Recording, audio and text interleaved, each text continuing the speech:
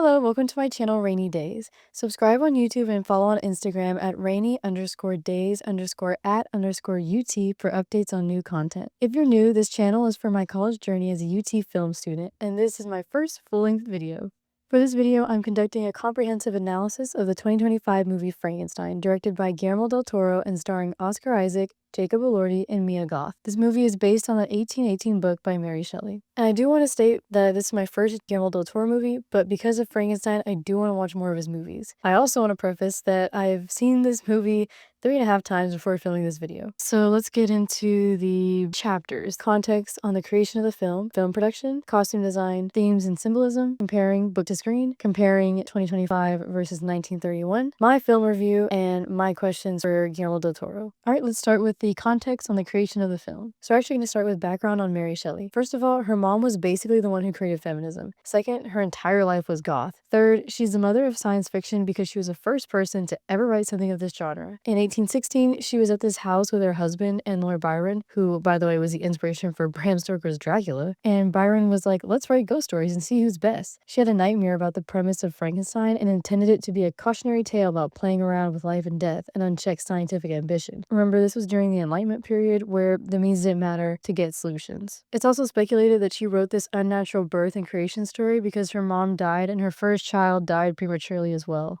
Here's a fun fact. The only book cover for Frankenstein that she approved of was the one where he had no stitches or signs of being created from multiple bodies, almost implying that Victor grew the creature. Alright, the actors' stories and their relationships. So for Oscar Isaac, he's actually Guatemalan, and he stated that he and Del Toro were able to connect through their Latin heritages and bring out the telenovelaness of the movie. For me, as a Star Wars and Moon Knight fan, he's an awesome actor, so I wasn't worried about his performance. However, with Jacob Elordi, I was personally worried about having him be the creature since he's always typecast as the hot guy, but technically the creature is described as an uglier yet still handsome, I guess, version of Victor, who is also described as handsome. Anyways, the prosthetics helped further push this idea from the book. Anyway, he ended up doing a fantastic job in my opinion, and I think Del Toro did a good job casting him. Guillermo del Toro said that Jacob Elordi's eyes were able to bring peace and rage when he was watching his portrayal of Elvis and Priscilla, which is exactly what he needed for the creature, and as I stated before, Elordi definitely did that. Lastly, Mia Goth. If you do not know who she is a scream queen, like up there with Jamie Lee Curtis. So I knew she was going to do fantastic for a horror and goth movie. And side note, for me, there's method acting and method acting. Like, method acting would be Jared Leto sending a dead pig to his castmates of Suicide Squad. Method acting is how Mia Goth interpreted the relationship between Elizabeth and the creature as maternal and caregiving, so she sent little gifts like pizza to him. At the end of the day, all of them agreed that they loved the set, and I personally agree with Jacob Elordi's take on the fact that you don't have to have a toxic set to produce a fantastic movie. Finally, the one and only director. Again, I haven't personally watched any other movies of Del Toro's, but I have been told he's amazing and to watch Pan's Labyrinth and Crimson Peak. Anyways, he states that his Mexican culture influenced the creation of this movie, especially when he talks to interviewer Mont, and you can definitely tell. First of all, it is totally a telenovela. This handsome psycho is trying to beat death, and he recruits his younger brother who doesn't know his older brother is actually trying to steal his fiancée, and this fiancé's uncle is helping the older brother beat death while fighting STD, and the fiancée doesn't even know the true death of her uncle, but because she pays attention to the creature, the older brother is jealous and attempts to kill his own children, creation, until everybody dies because, yeah. Also, the melodrama of the father-son relationship at the end of everything when they're all dying, that's when they finally say I'm sorry to each other. Yeah, that's pretty true. Anyways, bright colors are a huge aspect of Mexican culture. Consider Dia de los Muertos, a full week of celebrating the lives of our deceased loved ones through warmth, color, and good food. Anyways, this is seen through the entire film's color scheme of bold and beautiful colors in a movie all about death.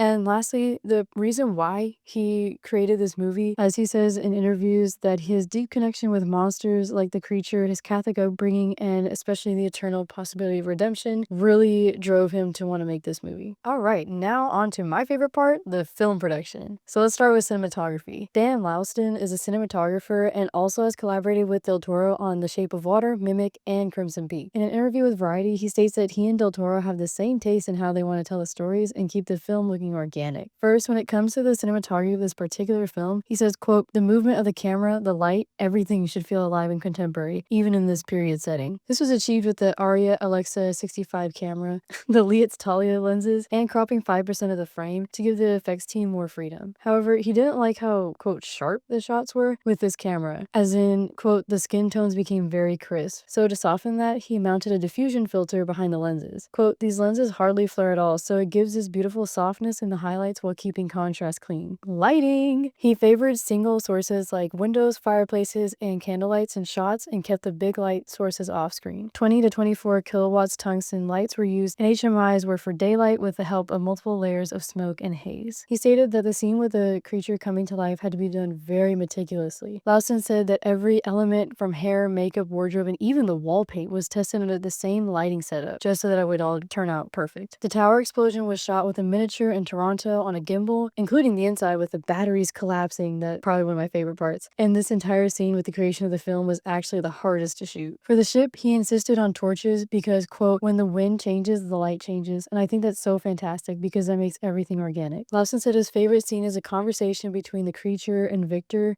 when the sunrise bounces off the cracked mirror. He said, quote, "It's very simple, a lot of anger and love at the same time. The performance is fantastic, and it's just when everything is coming together." In an interview with The Hollywood Reporter, he states that they built the film's color palette around the contrast of amber and steel blue. Amazingly enough, nothing was shot on blue screen for this film, and even the prototype creature scene at the university was someone in a blue suit catching the ball. Most of the film was actually shot in wide angle because he and Del Toro, quote, "liked the drama of it." The only inspiration they sourced from was Caravaggio's paintings for the look of the film, no other Frankenstein adaptations. Alright, soundtrack. The composer is Alexandre Desplat, and he's actually worked on other Del Toro projects like The Shape of Water and Pinocchio. In Netflix's Inside Look at the Film, Desplat explains the process of creating the score. For the aesthetic of the film's score, he and Del Toro decided on an orchestra with the choir and solo violins. Del Toro said that the music becomes grander after Victor is no longer a vulnerable child.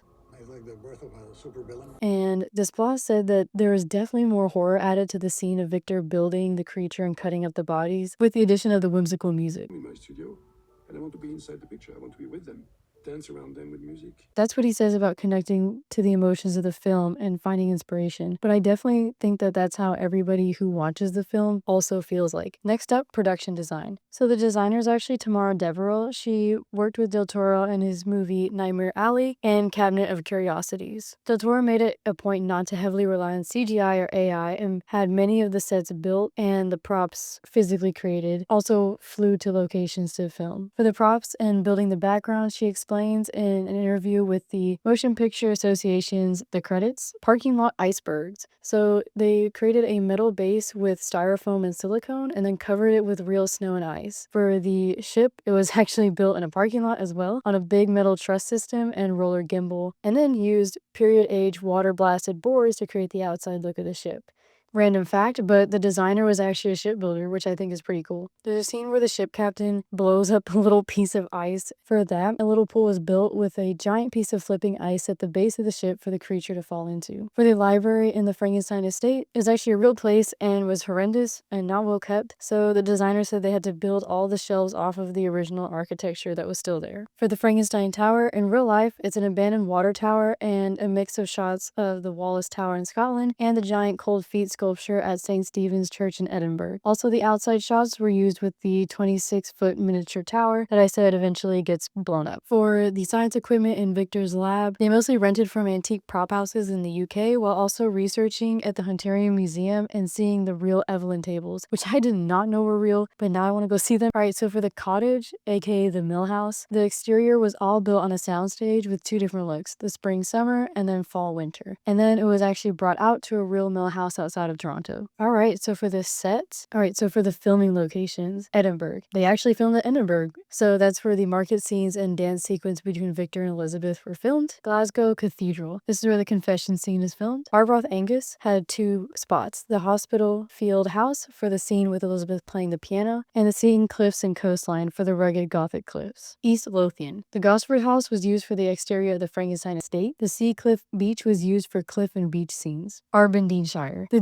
net house was used for the library and ballroom of the Frankenstein estate. In Toronto, many locations were used for the Frankenstein Towers base, the medical science building for Gothic architecture, and the North Pole scenes, including the ship and all those parking lots. In Ontario, that's where the frozen lake and forest scenes were filmed. In Stamford, Lincolnshire, the Burley House for Harlander's house interiors was filmed there. And lastly, in Salisbury, Wiltshire, the Wilton House was used for even more parts of the Frankenstein estate. Pride and Prejudice fans will recognize. Alright, now we're gonna move on to color analysis. This is what I noticed when I was watching the movie. Red is a huge part of the movie. It symbolizes death, life, ambition, and guilt. It's used with Victor's mom, who dies, Victor's gloves that bring life, the Dark Angel, driving him his ambition, and all of his family and friends dying, blood and guilt for killing them. Also, in an interview, the production designer said that red was the color of the family curse. White is used for innocence and purity. We see this with Victor's clothes before his mother dies, the woman in the background of the mother's funeral, Elizabeth's wedding dress, and yes, even the egregious amount of milk that Victor drinks. Black is used to symbolize death and grief. We see this with the funeral of his parents, and with the overall tone of it being a Gothic movie. Gold symbolizes wealth or false divinity. Heinrich's shoes and clothes, many of the sets of the wealthy homes, with the sunshine of the lab and the party scene, basically where Victor thinks he's a god. And lastly, green, which is used for the corrosion of science and the fragility of life, as we see in the lab and tower, we see with Elizabeth's dress, and again, the lab. Next is also one of my favorite things is costume design. So Kate Howley was the costume designer and has also worked with Del Toro on Crimson Peak. So most of my sources for this segment will be from an interview that she also did with the Motion Picture Association's The Credits article. She said that Del Toro didn't want just a sea of black, so she defined the reds and gave the greens and blues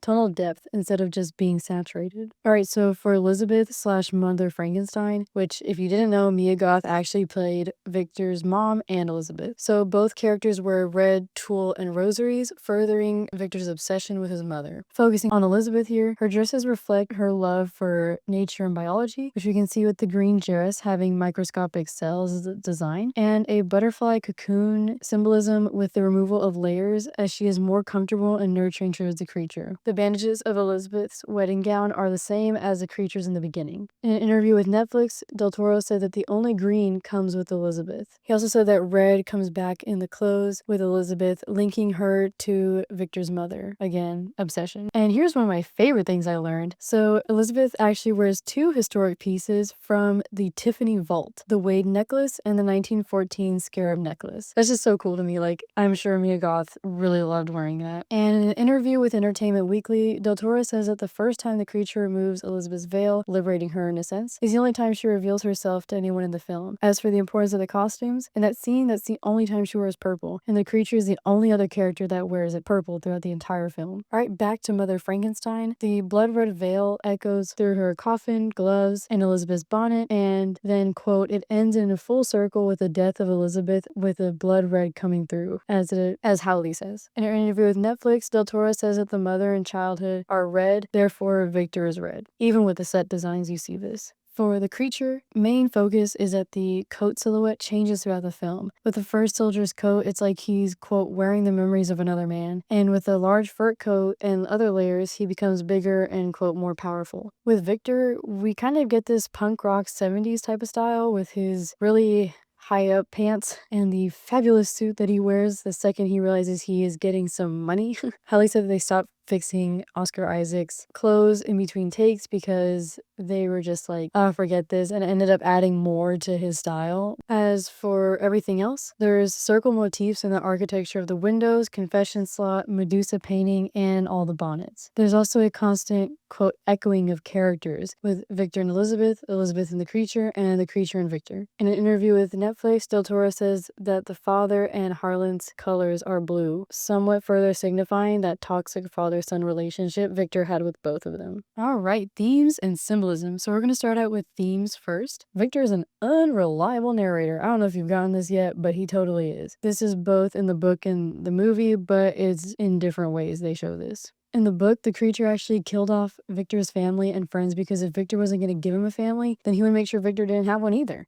ever. Having Victor kill his family, and every time that happens, he blames the creature, still works because Victor is a prime unreliable narrator. So it almost makes you wonder if he was lying to Robert in the book. If you didn't know, in the book, Robert meets Frankenstein, and the whole book is through Robert's perspective of Frankenstein telling him a story. Innocence. Since the beginning, Elizabeth was looking for something pure and innocent, and found that in the creature. You can see this theme when she talks about the convent and insects. The creature, in the beginning, is the only innocent character throughout the whole movie. Forgiveness. Victor never forgave his father for the death of his mother, or Elizabeth for rejecting him, or the creature for not having the maturity of a full adult. So he fueled this into the creation and attempted destruction of the creature. Victor, in the movie, shying away from nurturing the creature, is very in tune with how his father raised him. In the end, Victor and the creature both forgive each other, but just like that father-son toxic relationship, this whole mess could have totally been avoided if we just said, "I'm sorry, and I'll do better next time." Next is vanity. Victor's vanity is a huge theme of this movie. Quote, "Your face, however, is vanity," is what Victor's dad tells him when he's only a teenager. I think Victor partly believed that his good looks would get him Elizabeth, but when he realized she cared for the creature, suddenly that was a problem. Lastly, elitism and pride. Elizabeth was so right about the rich versus poor. This happens with a scene with Victor deciding which convicts and soldiers' bodies he was going to use, and then cutting up and throwing away their body parts like they're garbage. Those families probably thought they just died in war or were fed to the wolves. Turns out, this random rich brat just wanted to build a human. Victor saying, "What you've denied me," to Elizabeth is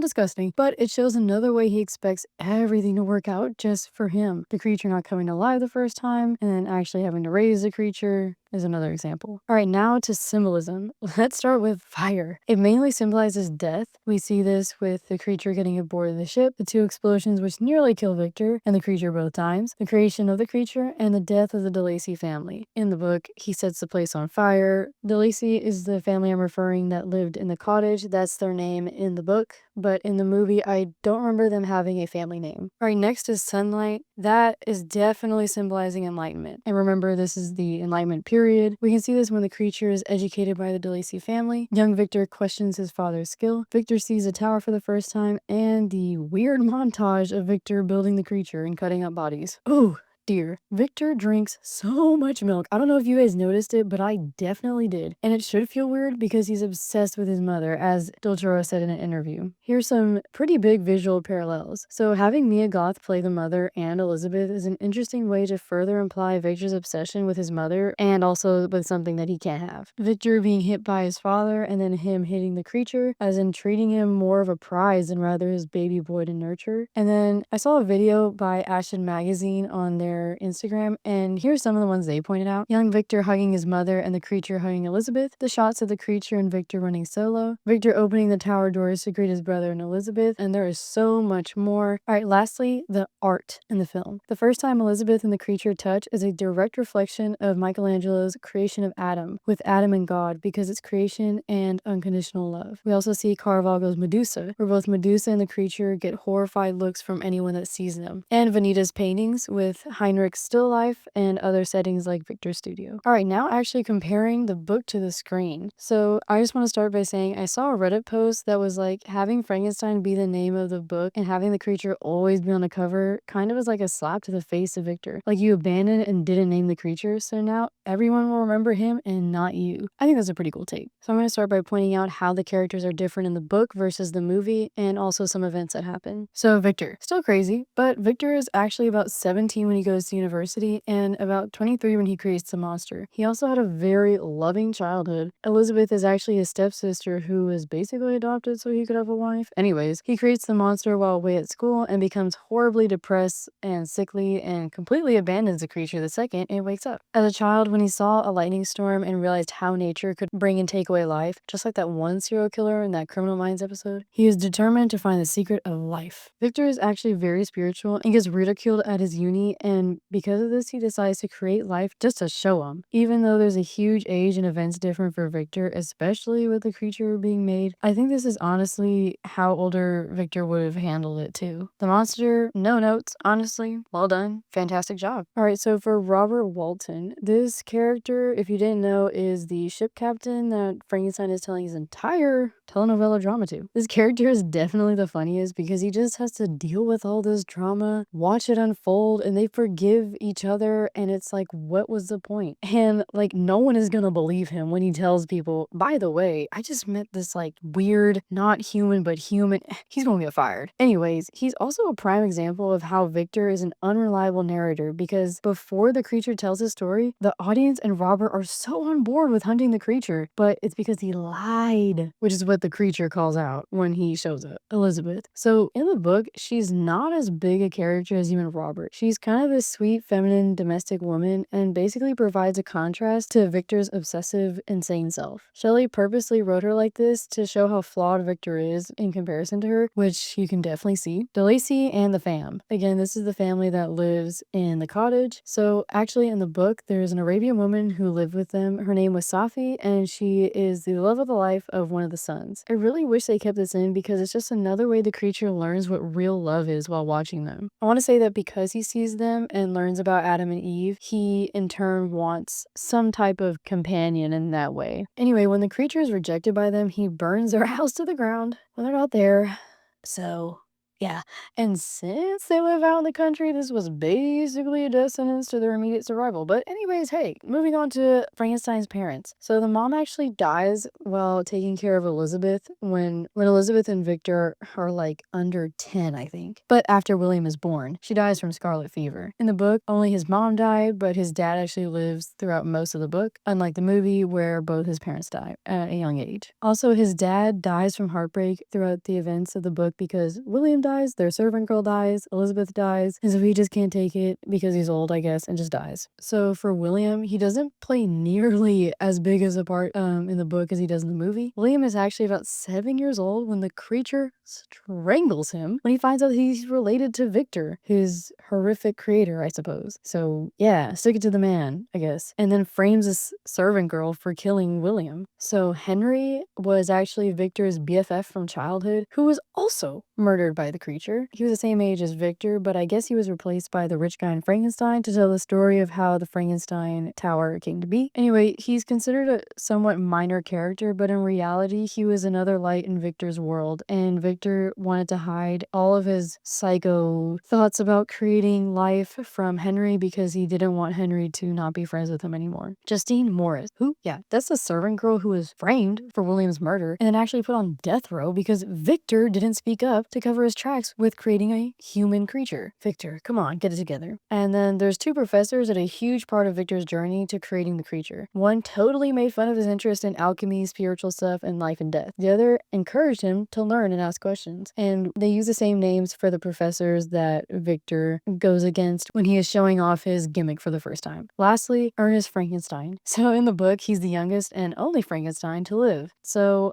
I totally forgot about him. I'm not gonna lie. I think he's mentioned like once. Anyways, personally, I'm fine with the removal of a few characters in their storylines, but I do think that Victor's backstory is way better in the book than in the movie. Because in the book, he has a good and loving upbringing, but still chooses to be a bad person and make bad decisions and lie about those decisions. Also, for the movie, I don't know if Victor would have given up fame for creating life for jealousy and, trying to kill his creation, but there's an interesting twist. Alright, so lastly, for the tower and the creation of the creature. So as cool and so well designed as the Frankenstein tower is, it is far from accurate. When Victor creates the creature in the book, he actually does it in his college dorm and then runs away, hoping it was all a dream or something. Remember, he's kind of sickly and depressed, so he doesn't even know if this is real. And the creature finds the DeLacy's, and then the story goes from there. It's way funnier when you think of this like sickly, depressed college kid who's finally lost it, digs up graves, builds this creature, and then fully abandons it because he's like, oh wait, I gotta be a dad? I don't think so. So I know this is supposed to just be a complete analysis of the Frankenstein 2025 movie, but I thought it'd be interesting to talk about the 1931 movie in comparison because the 1931 movie really somewhat set the stage. It was the first adapted movie for the Frankenstein book, so I just thought I had to pay homage to it. I think we can agree that the new movie was fairly accurate, beautiful, and transferred the literary depth of the movie to the screen. I also think that we can agree that both adaptations change things from the book, but I'm gonna specifically say that while both both of them are iconic, the 1931 ruined the original essence of the book. As I stated before, this older film was the first movie adaptation, and also to assume that electricity was the reason for the creature to come to life, which totally makes sense because Mary Shelley wrote this book during the Enlightenment period, aka science and electricity is cool. Alright, so we're gonna talk about some main differences in events and characters, and bear with me, this is kind of a long list. And this is just stuff I remember. I mean, I haven't watched that movie in a long time, but hey. So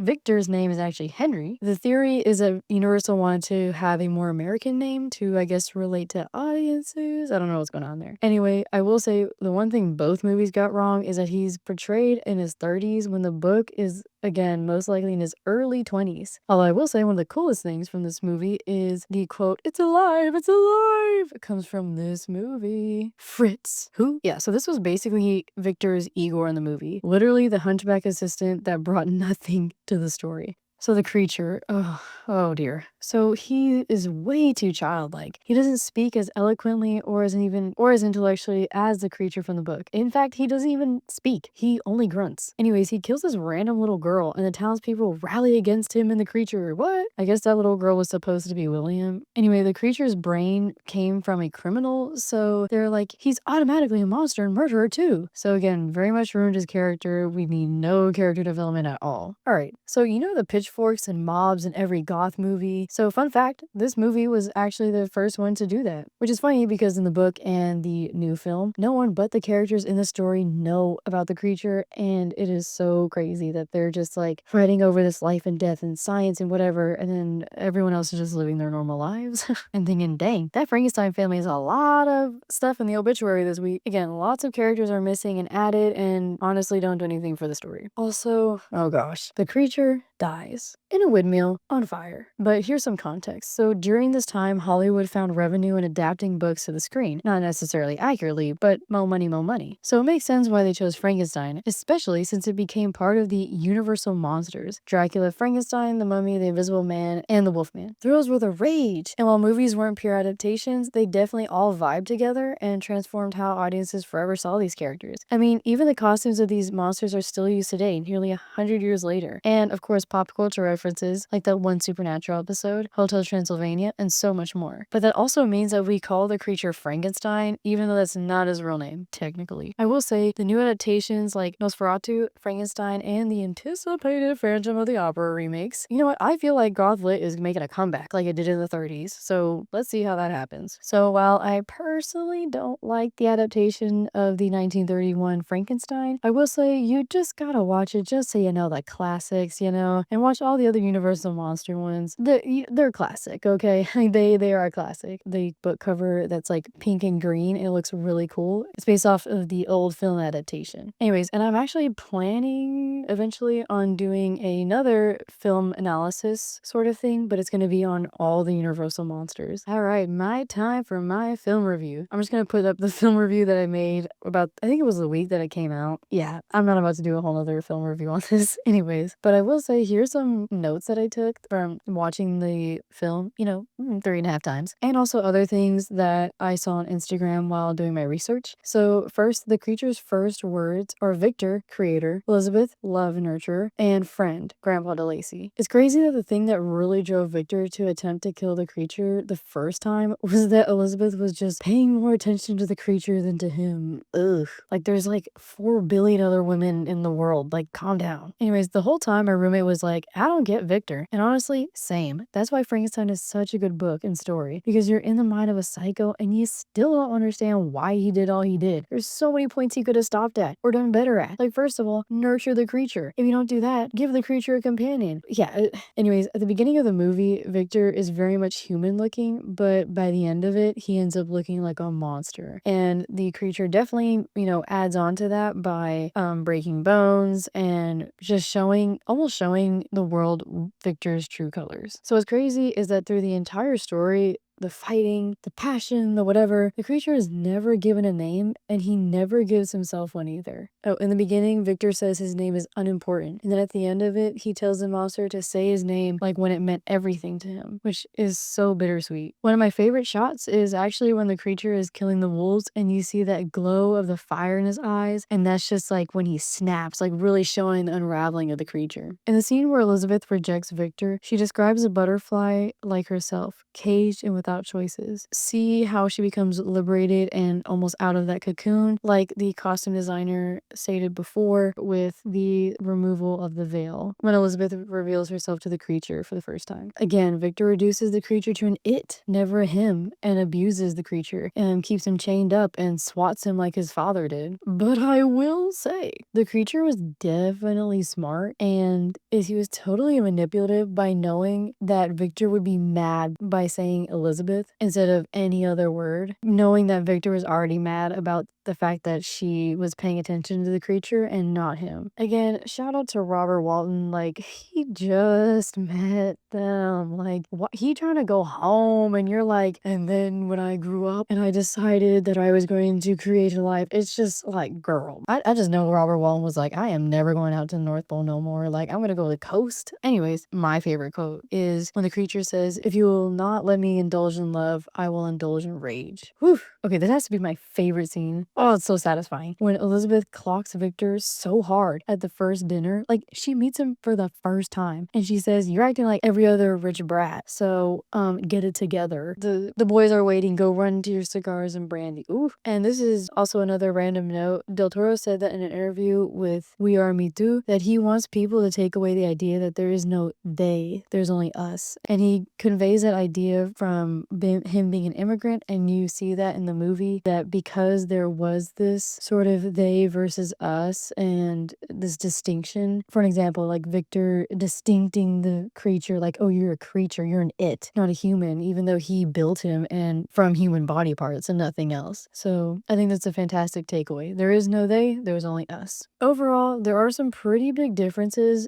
between the book and the movie, but Del Toro still keeps the same events and the essence. You gotta keep the essence of a fantastic book like that while fleshing out the story and adding new things for the characters. Lastly, my questions for Del Toro. So I have 3 questions. One of them is dumb, and then the other 2 are actually pretty good. Why did you give Elizabeth a bigger part? I totally love it, but I wonder why you chose Elizabeth. If the creature's wounds can heal almost instantly, then why couldn't his pieces of skin become one, making him look more human, I guess? Does the creature need to eat? Like, like, I mean, I don't ever see him picking up a roll. I'm surprised he doesn't pick up a roll. Alright, so a side note, by the time I'm filming and editing this film has actually already won multiple awards. So including Kate Holloway for being named Costume Designer of the Year at the Fashion Awards 2025, Oscar Isaac winning the Critics' Choice Latino Cinema and Television Award, and Del Toro, Isaac, and Elordi all winning the Gotham Vanguard Tribute Award. Congrats! Anyways, thank you so much for watching until the end, and please let me know in the comments what you thought of Frankenstein and what movie I should analyze next. Anyways, follow, subscribe, like, do all that. And thank you so much for watching.